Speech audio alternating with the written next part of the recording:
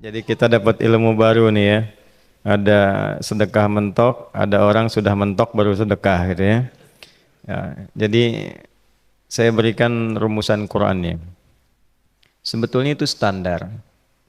Yang paling standar di dalam ujian Allah kepada manusia supaya ada nilai rasa dalam diri kita bahwa kita itu punya Allah. Itu poin tertingginya.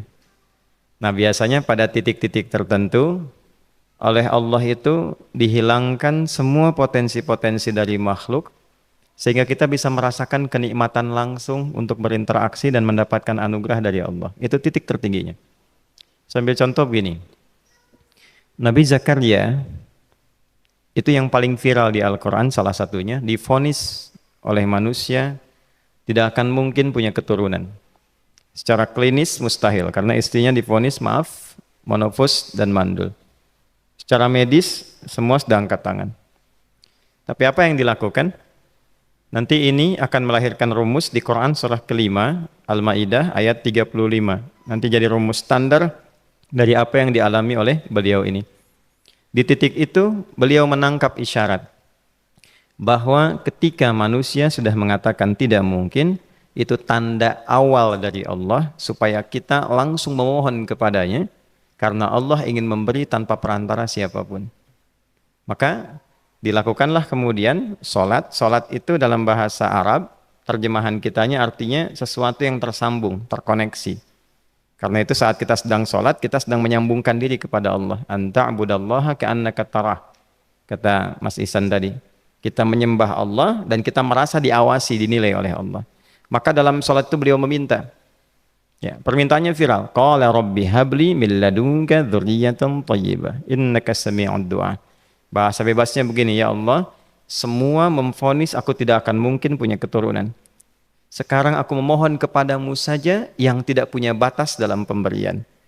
Nah, sebelum ke sedekah dengan harta, Allah mengajarkan dulu sedekahlah dengan tubuh kita. Karena tidak semua orang boleh jadi memiliki harta, tapi semua orang punya potensi untuk menggerakkan tenaganya untuk meminta. Oleh karena itu diletakkan sebelum harta itu solat.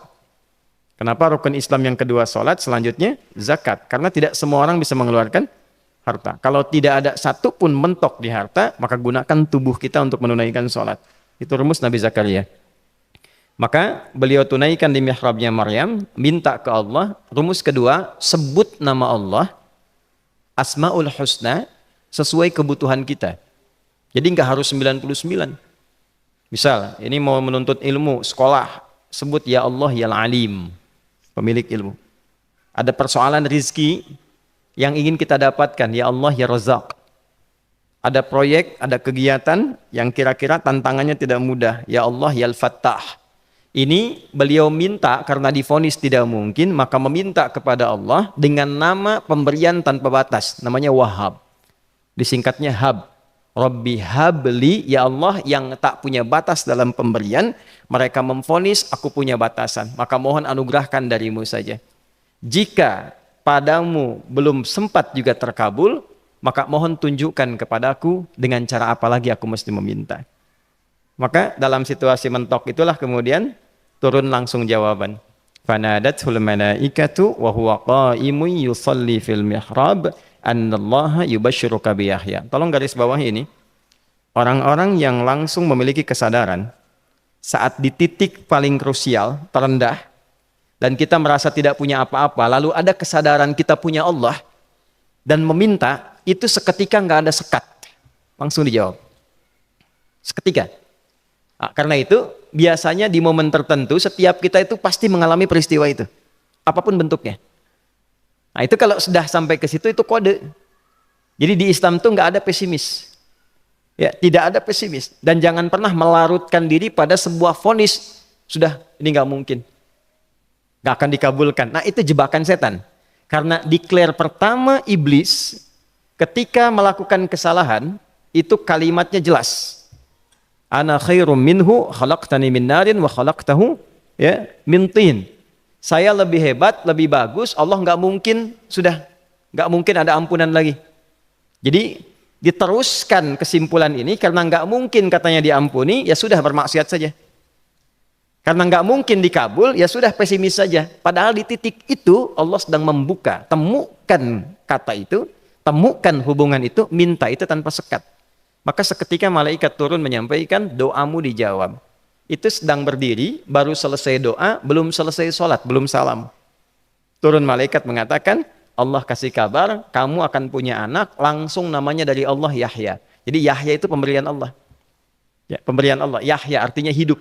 Yang mustahil menurut manusia. Lahir seorang bayi dari rahim perempuan yang divonis menopause dan mandul, kata Allah, jadi dan hidup. Nah, rumus itu nanti terus dialami oleh para nabi, puncaknya di era Nabi Muhammad SAW, nanti melahirkan panduan di Quran surah 5 ayat 35.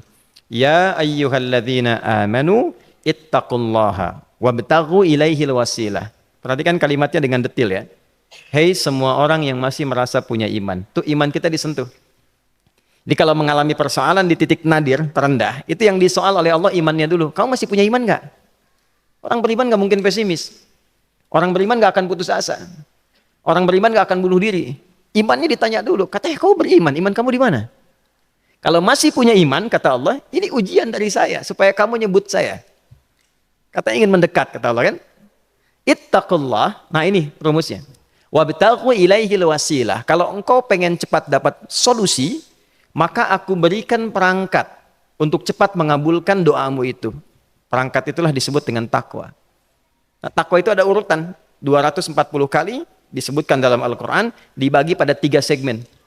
Segmen ibadah ritual, segmen ibadah sosial, satu lagi segmen rumah tangga. Ya, karena itu tinggal cari aja di ibadah ritual, misalnya sholat, bangun tahajud malam, minta sama Allah, dekatkan diri kita. Salah satu kasusnya Nabi Zakaria. Ya, itu poin yang pertama. Yang kedua nanti ada maliyah sosial, itu yang tadi dipraktekkan, sedekah dengan harta. Ya, tidak harus banyak, yang penting Allah minta apa, ikhtiarkan, nggak akan dilihat berapapun nilainya. Yang dilihat itu ada nggak kemampuan mengimplementasikan imannya, itu poinnya. Titik itu, ya. Yang ketiga nanti di keluarga. Urutan pertama orang tua. Kata Ibnu Abbas radhiyallahu taala anhuma, tidak ada satupun aku melihat amalan tertinggi yang menarik perhatian Allah untuk memberikan ampunan pada orang taubat atau mengabulkan doa dengan cepat kecuali berbakti pada orang tua. Dan kisahnya viral sekali di Al-Bukhari, 3 orang terjebak dalam gua, kemudian tertutup batu besar karena berteduh hujan, tapi tertutup batu besar. Lalu ketiganya mendorong, tidak pernah bisa mengeluarkan tenaga yang mampu mengeluarkan mereka dari batu itu. Gak bisa gerak. Satu di antara 3 orang ini mengusulkan, sudah, ini tanda dari Allah. Jangan gunakan kekuatan kita lagi, kita diminta menggunakan kekuatan yang Allah berikan. Coba kita cari amalan rumus takwa tadi. Satu di antara 3 itu mengatakan, ya Allah, saya punya seorang ibu. Setiap kali saya berangkat kerja, saya akan selalu siapkan hidangan untuk ibu, khusus untuk susu sebelum tidur, itu saya yang minumkan langsung kepada beliau. Itu berlanjut selama hidup saya seperti yang kau ketahui. Satu kali, saya pulang dari kantor, dari pekerjaan, ibu saya sudah tertidur. Sementara susu belum diminum. Dan kami putuskan tidak ada yang berani menyentuh susu dan minuman makanan kecuali ibu terlebih dahulu. Maka saya putuskan memegang nampan susu di samping ibu yang tertidur dan menunggu beliau bangun. Tiba beliau bangun tengah malam, saya berikan susunya tanpa saya katakan saya telah menunggu cukup lama untuk memberikan susu itu. Ibunya nggak dibangunkan, dibiarkan istirahat dengan nyaman, begitu bangun diberikan susu tanpa komen sedikit pun. Nggak bilang, mas sebetulnya udah lama tadi nungguin deh. Langsung diberikan. Seketika ibu senang istirahat dan lalu mengatakan pria ini, ya Allah, jika engkau ridha dengan amalku ini, maka mohon bebaskan kami dari kungkungan batu ini. Lalu ketiganya berikhtiar mendorong, yang tadinya tidak punya kekuatan, seketika batu itu menggelinding dan membebaskan 3 orang itu. Nah itu persegi dalil yang sebetulnya jadi pedoman hidup. Dalil itu kan pedoman bahasa Arabnya. Pedoman berkehidupan. Kita di Islam itu lengkap. Jadi kalau kita mengalami kasus itu, dimanapun, ya, baik di kedudukan, di usaha, di pengetahuan, sudah mau ngapalin mentok, gitu ya, itu ujian.